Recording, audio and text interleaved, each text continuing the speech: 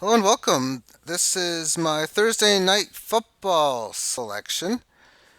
I'll get to that in a little bit, and I'll get to the football in a little bit. Before I do that, this is theta on the single hour term time frame. Nice up move, big down move, small failed breakout, failed fast move if that. But we have a nice okay move up here, and then this is 18 going sideways. The momentum is already lost. Hasn't no downward momentum has started yet. It really needs to get above 1134, 1135 to get upward momentum. Breaking down below 1054 is most certainly the start of downward momentum. But this is Thursday night football, and it's a player prop or a over under. And I'm going to do it within tight end George Kittel of the. Let me just pause the screen and show it in this manner now. So far this year, 40 catches for 462 yards and a touchdown, averaging 11.6 yards reception, which is a big number here. Well, I mean, it's a big and knowing that number. Actually, it's a pretty low number. Through his career, 171 catches for 2,354 yards, 13.8 yards of reception for 8 touchdowns. Even his total fantasy points, but let's look deeper in the situation. First week of the season, 8 catches for 54 yards and 3 of 54, 6 of 57, 6 of 70, 8 for 103, 3 of 38, and then 6 of 86. Snaps, 84, 95. He's pretty much out there most of the time. For whatever reason, only played 2/3 of the time in week 2. 84%. I mean, some of that could be depending on if there were kneel down plays or the backup quarterback played the last little bit. 51-13 makes sense that would be the case. So he's an everyday down player, and he's their top guy. When we look at the, I think I have to refresh the size of this.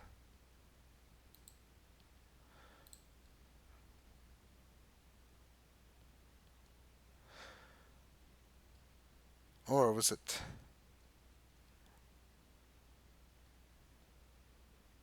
this here? Overall, he's just been very, very good. Now let's look at the lines.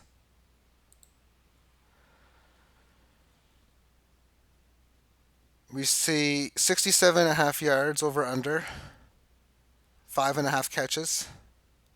Favorite to go under. This is also a favorite to go barely under as well. And touchdown receptions over yes or no, plus 154 yes, minus 233 no. So the vig is a little big. This 5.5 number, I don't think is right. I think, if anything, if I were to do this, I'd probably stick the number at 6, if not 6.5. For we're looking at a very good player here. When we look at where he came from, this is a guy who averaged last season 86 yards a game,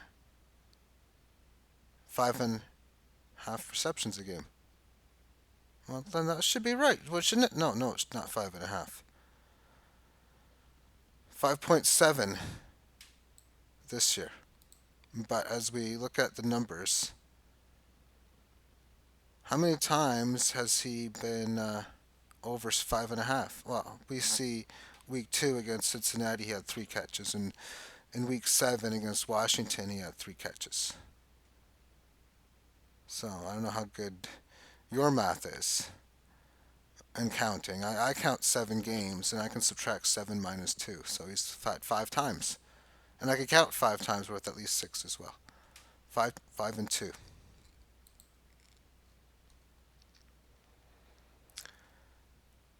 Okay, so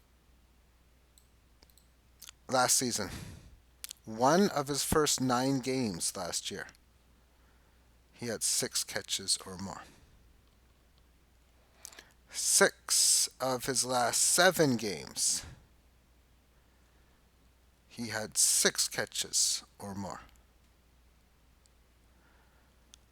And with 5 of so far this of the 7 games with a check mark, that means 11 of his last 14 games, George Kittle has managed to pull in at least 6 catches.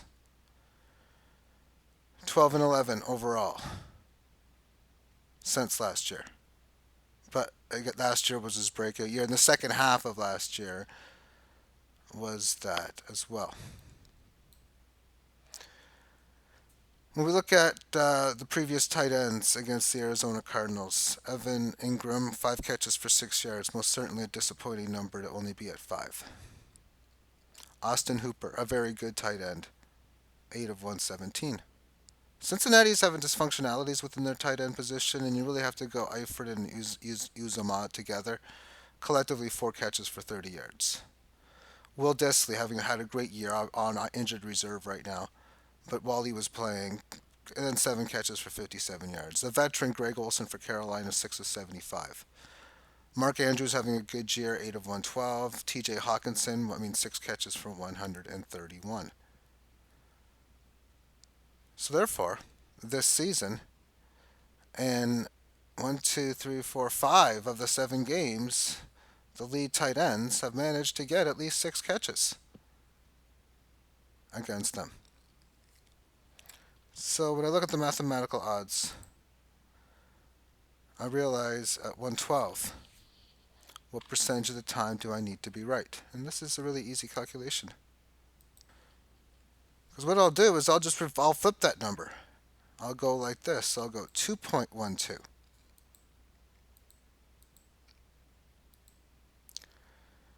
And it's just subtract that number now.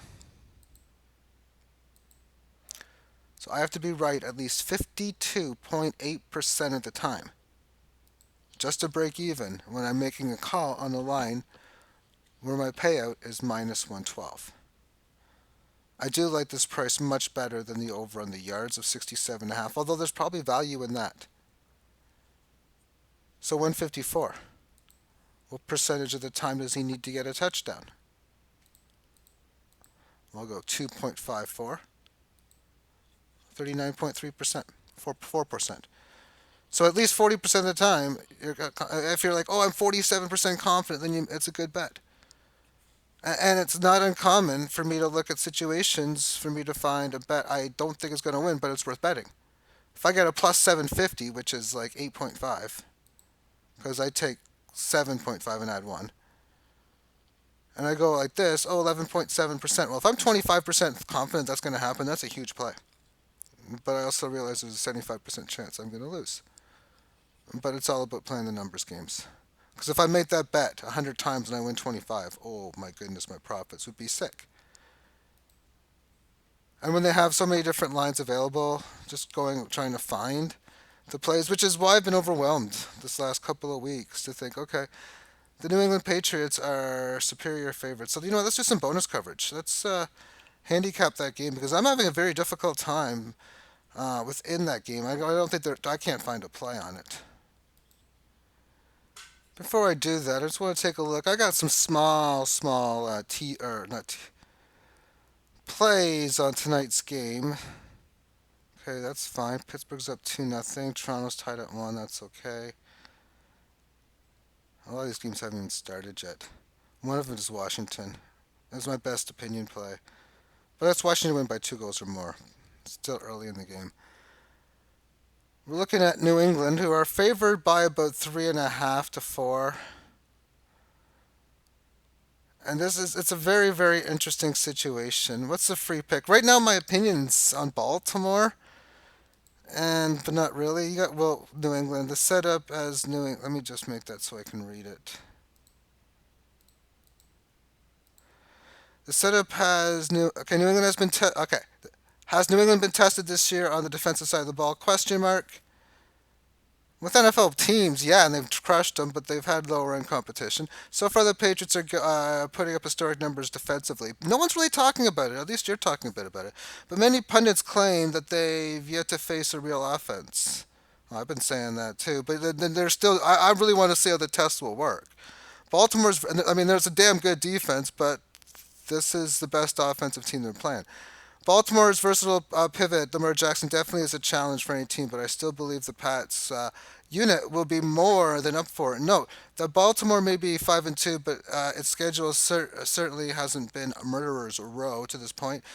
And will rest lead to rust? Okay, I'm a huge guy. I mean, you got to know the head coach, and maybe you'd want to take a look at Baltimore in previous years on how they'd come off of it. But good teams, good coaches off a bye week is good. Bad teams, bad coaching off a bye week is bad. That's why I was so anti. One of the reasons to be anti Cleveland last week, and not so with Baltimore here. On the opposite, rather. And as far as the Patriots' offense is concerned, it was really tough watching them function last week.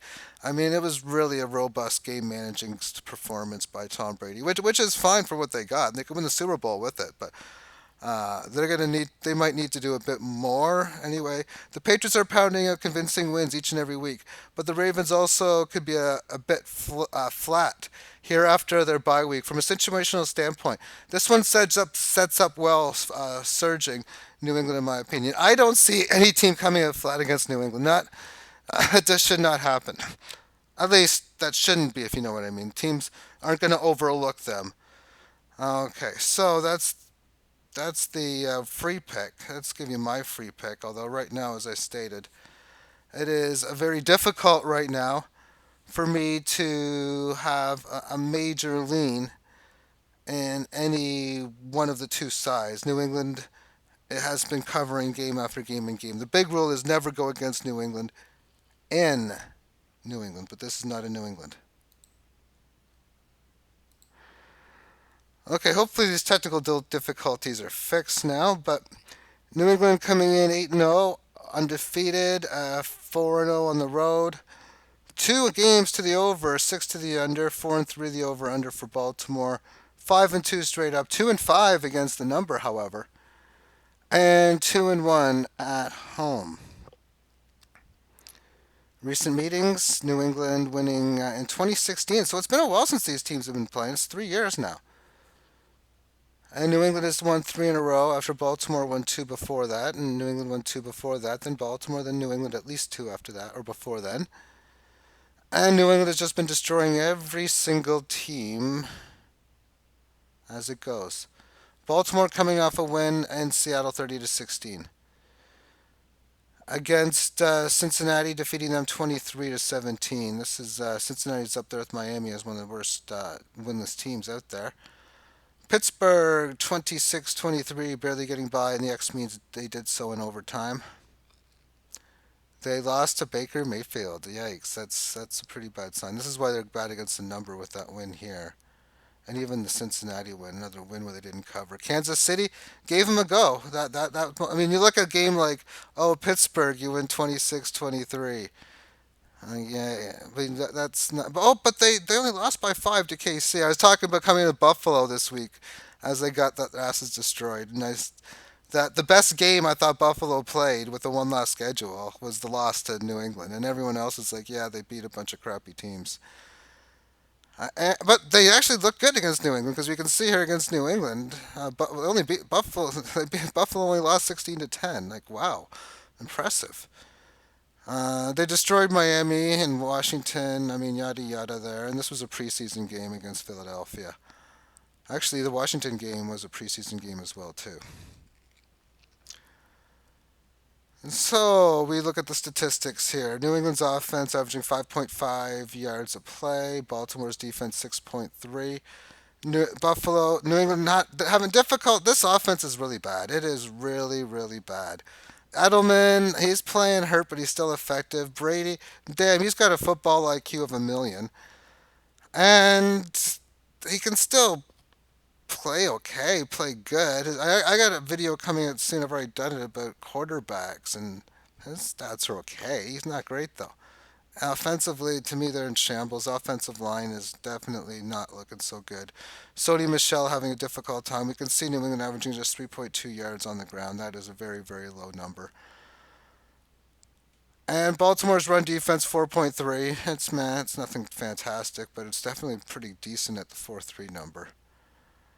And these defensive numbers here, just sick. 4.4 yards per play. I mean, that's against the run. That's viable. Although they're 4.6 against the run. How many teams have more yards per attempt against the pass? I mean, this is the first time I think I've ever seen a team have more yards per play, a lower yards per play than a yards per run allowed. That is just so sick how good that pass defense is. But as it goes, running the ball 4.6 yards allowed per game, and Nick Chubb was able to run it. A couple of fumbles, one by the offensive line and one by the defender. It was kind of funny watching the 60-yard run turn into a fumble, though, especially as someone who was like laying 13 on New England. I kind of laughed at that too. But it was fun. It was fun.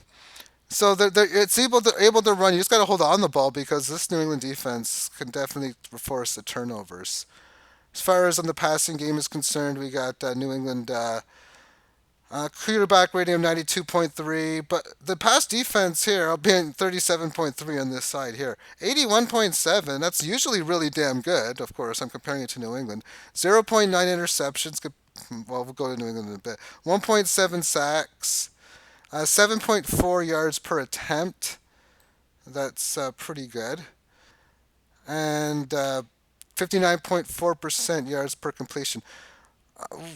It'll be interesting to see if, because I thought even way back when I talked about Tom Brady, and I think he's a little bit better from this, where his deep ball accuracy was something that till basically you could exploit. I think it's still exploitable, but not like it was a month ago. I think he was hurt then, but he's better now. Still, I think if you're defending the New England Patriots, that you really have to you have to force Brady to beat you on a deep ball, especially with Mohamed Sanu added to the team and Josh Gordon off the team. That to me seems like the no-brainer. But we'll see if Baltimore's able to employ that type of strategy and how Bill Belichick and Brady are able to counter it. Then on this defensive side of the ball, I mean, we'll see what happens now that we got an offense that's more viable at moving the ball. Baltimore, uh, where's the fumbles on here? Fumbles lost. Baltimore averages 0.3 fumbles a game, so they're doing a decent job in holding on to the ball. Where New England's averaging zero point 0.8 allowed. So as it goes, let's.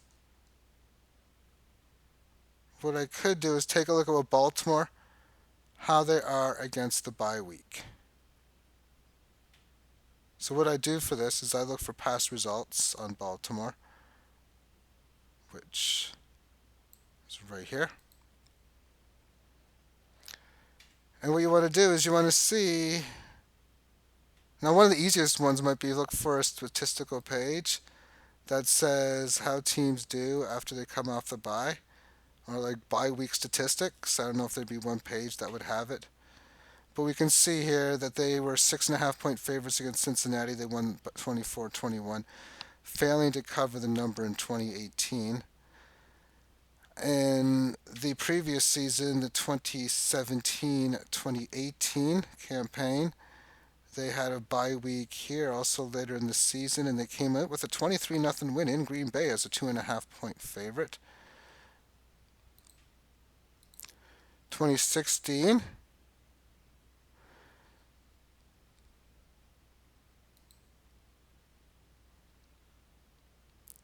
they had a 21-14 victory as a 3.5 point underdog at home against the Pittsburgh Steelers. So this is that similar situation. Well, spread's pretty much the exact same. Where they had a bye week. Now this is a spot where they had lost 4 games in a row too, coming into the bye, losing 2 games in New York, Washington, and Oakland, and then they come in and they put out a very very good game there. So this is a team that seems to do relatively well coming off of the bye week. Not this situation here, as they lost to Jacksonville 22-20 as a 5 point favorite. In 2014, off of the bye, 2.5 point underdogs in New Orleans. So another situation of being a small home underdog off a bye. They have an outright win, 34-27. And I only want to go so far back because how long has Harbaugh even been a member of this coaching staff? And this is getting old school. They lost to Cleveland. That's wow. Cleveland is a bad team. I don't care what year it is, they're a bad team. I can't say that, but yeah, I pretty much almost can. Same with Detroit. I used to say Arizona, but they actually went to the Super Bowl one time. So Kurt Warner and Larry Fitzgerald stopped that. I really can't make a play in this game. I have to think, if anything, maybe a play on the under. Let me just. But even then, I'll just take a look. That is, even then, I don't think it's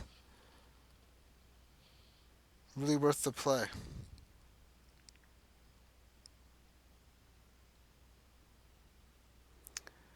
45, and it's a number you can get better when at kickoff. It's not the highest of numbers,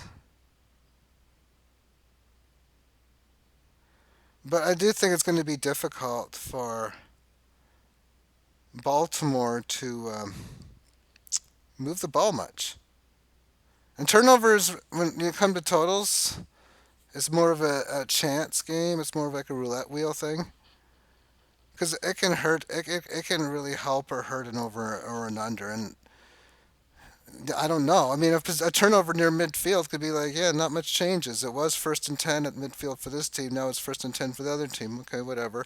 I'm just going over under a certain number, and it doesn't nothing changes too much. But when a team's driving close to the end zone and they turn it over, it's not a pick six, but a normal turnover. It's that's good for the under. As maybe they're at the 20-yard line in the red zone, as they call it, 10-yard line, and now the other team's got to go 80 yards. But then you could be backed up. Yesterday, you had a situation where uh, Baker Mayfield threw an interception deep in his own end zone, and that led to quick points to a Julian Edelman touchdown. Or one of them did, anyway. One of those turnovers. Anyway, thank you for tuning in. Have yourself a great day. Bye bye.